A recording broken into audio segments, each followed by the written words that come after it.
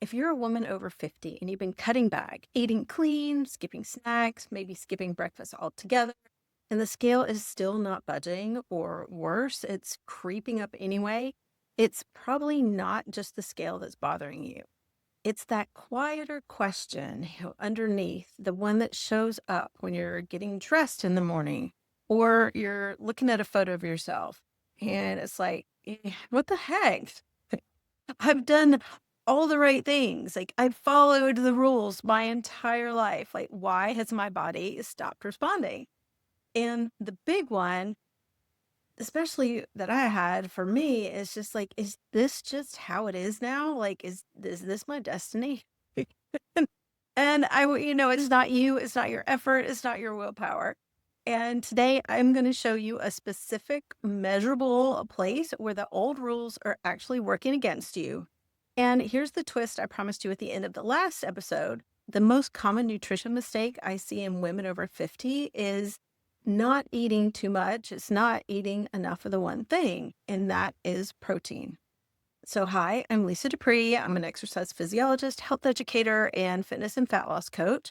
And my whole job is helping women over 50 cut through the noise and figure out what really works for them for fat loss, strength, and energy. And this is the second episode in the Lean and Strong video series. And it's the first of three where we dig into one of the four key focus areas, and that is nutrition. So by the end of the day, you're going to have a really good handle on why protein really becomes non-negotiable after 50, the actual biology in plain language, like no lecture hall required, how much protein you actually need, like real numbers per meal per day, and how to spot where your own meals may be falling a little bit short, because it's usually not all meals.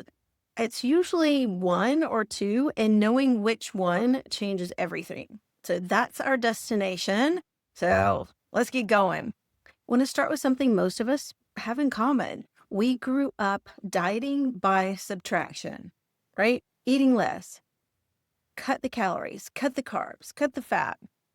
Every diet we ever tried was about taking things away, sometimes whole food groups. And protein, and it was just kind of there, something that came along with dinner. But after 50, some key things change. The first one is something called anabolic resistance. And that's just a fancy way of saying our muscles get a little harder of hearing. The same amount of protein that repaired and built muscle when you were 25 and 35, like it barely gets the message through now. Your muscles just need a louder signal. And a louder signal means some, if not more, protein at each meal, not necessarily the same amount that you've always eaten.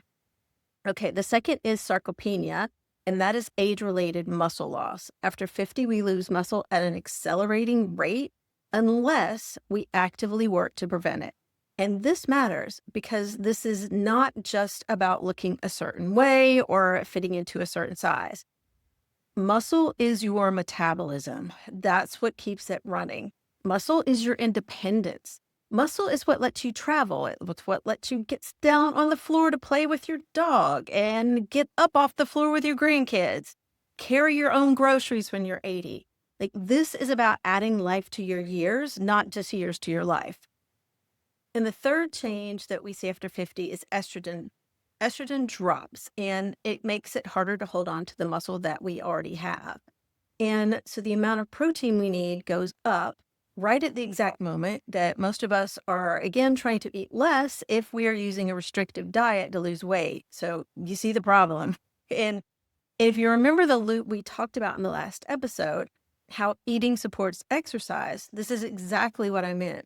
You can have the most perfectly designed strength training program in the world, but protein is where your muscles get the amino acids.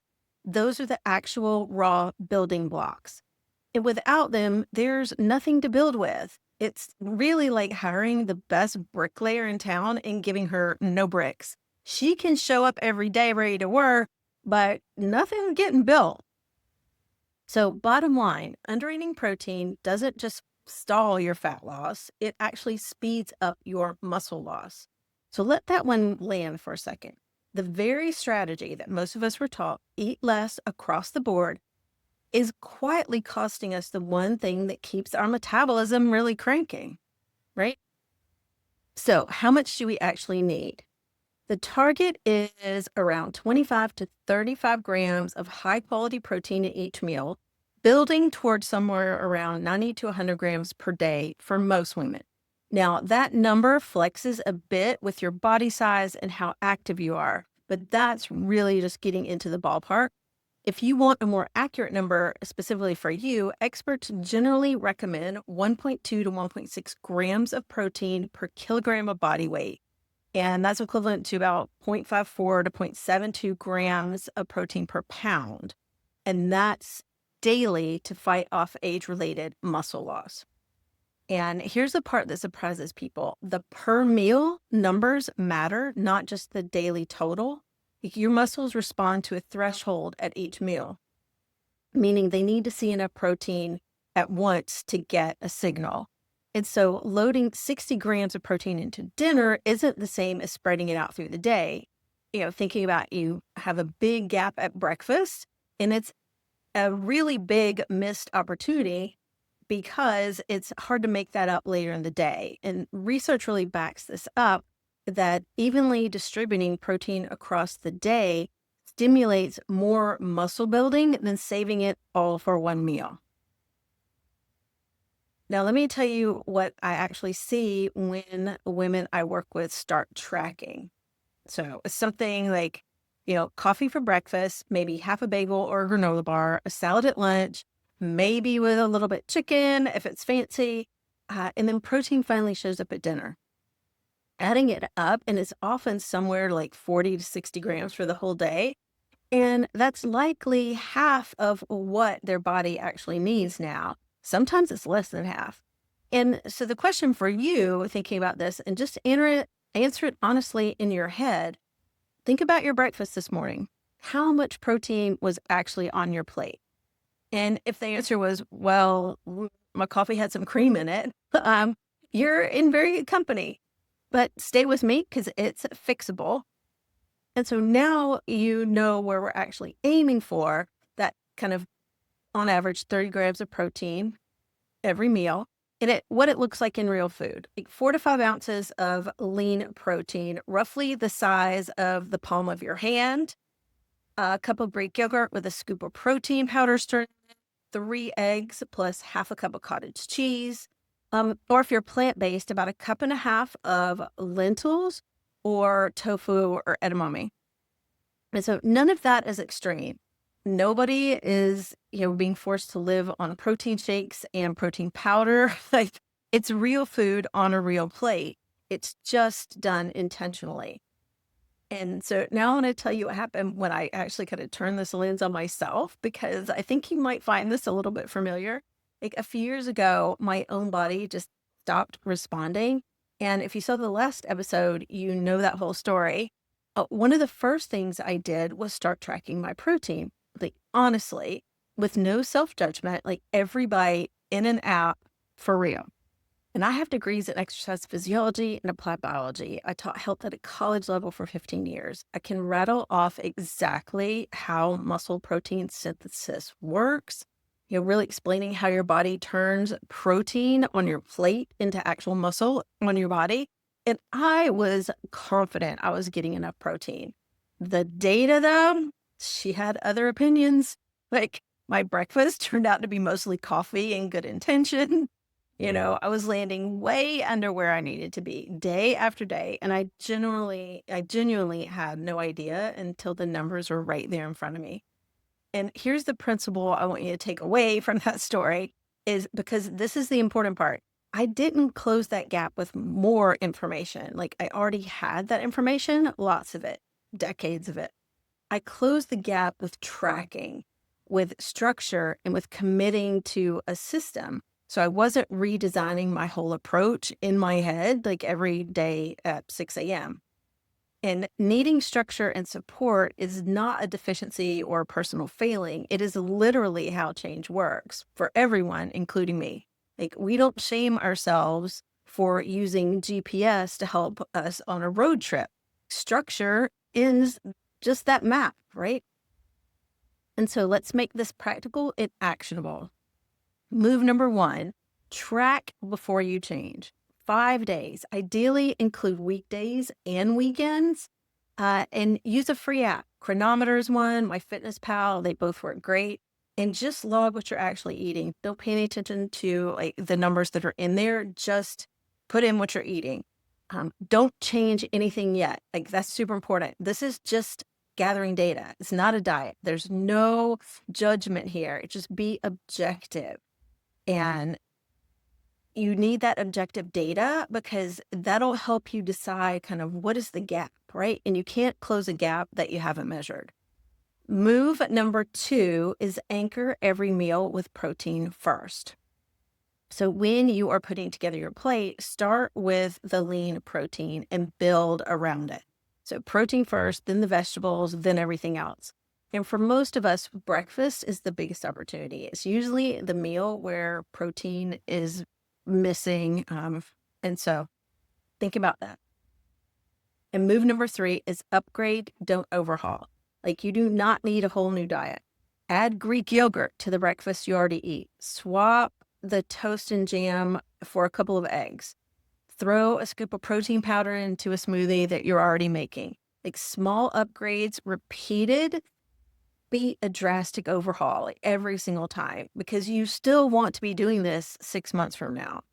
And one heads up, because I don't want this to catch you off guard, the first week of 2 of actually hitting a protein target feels like a lot of food. And this is normal. I hear this all the time. And it's because protein is very satiating. It's filling. It's actually one of its superpowers. And that's how like the appetite management piece works.